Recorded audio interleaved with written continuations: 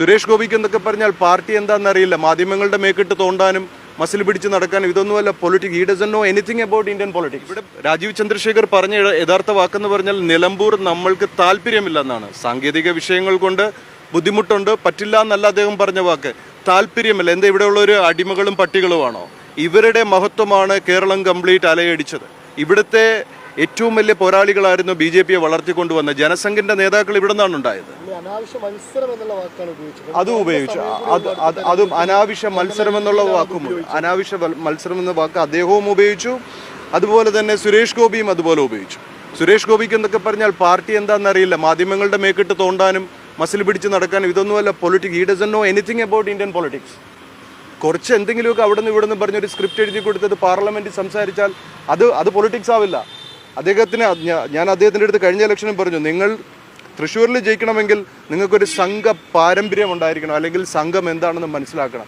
പക്ഷേ ഇവിടെ ഈ കുറേ ഓൺലൈൻ സംഘികളും അതുപോലെ തന്നെ ഈ സനാതനധർമ്മം എന്തെന്നറിയാതെ പോകുന്നവരാണ് ഇവിടെ ഈ സംഘത്തിൻ്റെ മഹത്വം നശിപ്പിച്ചിരിക്കുന്നത്. BJPക്ക് ആണെങ്കിൽ പോലും ഗുരുജിയുടെ ഒരു രീതിയിലുള്ള ഐഡിയോളജി അവർ മുന്നോട്ട് വെച്ചിട്ടില്ല. ആണോ? വിചാരധാര എന്തെങ്കിലും പറഞ്ഞിട്ടുണ്ടോ? അവർ എന്തെങ്കിലും ചെയ്തിട്ടുണ്ടോ? അതിന് നേരെ ഘടകവിരുദ്ധമായിട്ടാണ് ഒരു സ്ഥാനാർത്ഥി വെച്ചത്. ഇവരെല്ലാം സംഘത്തിൻ്റെ മക്കളാണ്. സംഘത്തിൽ OTCയും എല്ലാം കഴിഞ്ഞവർ തന്നെയാണ്. ഞാനടക്കം സ്വയം സേവനാണ്. 8ാം ക്ലാസ് തൊട്ട് ഞാൻ സംഘത്തിൽ പോകുന്ന ആളാണ്. പക്ഷെ ആ സംഘമല്ല ഇന്നത്തെ സംഘം. അത് മാത്രമേ ഉള്ളൂ. നമുക്കൊരൊറ്റ ലക്ഷ്യമേ ഉള്ളൂ, സനാതനധർമ്മത്തെ വിറ്റ് കാശാക്കി സനാതനധർമ്മം എന്തെന്നറിയാതെ ഹിന്ദുത്വത്തെ പറഞ്ഞുകൊണ്ട് നടക്കുന്ന ഇവരുടെ മുന്നിൽ ഈ ഇവിടെ കിട്ടുന്ന നമ്മുടെ ഹിന്ദു മഹാസഭയ്ക്ക് കിട്ടുന്ന ഓരോ വോട്ടും ഈ കപട BJPക്കാരുടെ മുഖത്ത് കിട്ടുന്ന ഓരോ അടിയായിട്ട് മാത്രമേ ഇതിനെ പറയാൻ പറ്റുള്ളൂ. വേറെ ഒന്നും നമുക്കിതിൽ പറയാനില്ല.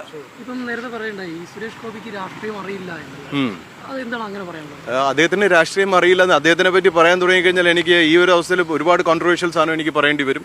പക്ഷെ കാരണം അദ്ദേഹം പറഞ്ഞൊരു വാക്ക്, കുറേ ഈക്വൽ പാർട്ടിക്കാർ വന്നിട്ടുണ്ട്. ഈക്വൽ പാർട്ടിക്കാരെന്നാണ്, എല്ലാ പാർട്ടിക്കാരെയും ബഹുമാനിക്കണം. അദ്ദേഹം ആരായിങ്ങനെ ഈക്വൽ പാർട്ടി എന്നൊക്കെ പറയാൻ? അദ്ദേഹം അത്രയ്ക്ക് വളർന്ന വ്യക്തിയാണോ? അദ്ദേഹത്തിന് എന്താ രാഷ്ട്രീയത്തെ പറ്റി അറിയാം? അദ്ദേഹത്തെ ഞാൻ തന്നെ ഒരു തൃശ്ശൂരിലൊരു കുഞ്ഞിന് ഭാവൻ സ്കൂളിൽ നിന്ന് വേറൊരു ഇതിലേക്ക് മാറ്റി കൊണ്ടുവരണം എന്ന് പറഞ്ഞ ഒരു റിക്വസ്റ്റ്, അതായത് ഭാവൻസിൻ്റെ 2 ബ്രാഞ്ചിൽ നിന്ന് ഒരു ബ്രാഞ്ചിലേക്ക് മാറ്റി കൊടുക്കണമെന്ന് സുരേഷ് ഗോപിയുടെ അടുത്ത് റിക്വസ്റ്റ് ചെയ്യാൻ ഒരു കുടുംബം വന്നു, 4ാം ക്ലാസ് പഠിക്കുന്ന കുട്ടി. അപ്പോൾ അദ്ദേഹം പറഞ്ഞ വാക്കെന്ന് പറഞ്ഞാൽ XMB എന്ന് പറഞ്ഞ ഒരു ലെറ്റർ പാഡ് ഞാൻ അടിക്കില്ല. അതാണോ രാഷ്ട്രീയക്കാരൻ? അതാണോ ഒരു ജനനേതാവ്? അതുപോലെ തന്നെ അദ്ദേഹത്തിൻ്റെ പല കാര്യങ്ങളും പറയുകയാണെങ്കിൽ ഇവിടെ ഒന്നും നിൽക്കത്തില്ല. നിങ്ങൾ എന്നെ ഇപ്പം ട്രിഗർ ചെയ്യരുത്. ഇപ്പം നമ്മൾ വേറൊരു കാര്യത്തിലേക്ക് പോവുകയാണ്. പിന്നീട് നമുക്ക് സംസാരിക്കാം. കുറച്ച് സാധനമുണ്ട്, ഞാൻ പിന്നീട് പറയാം. Thank you.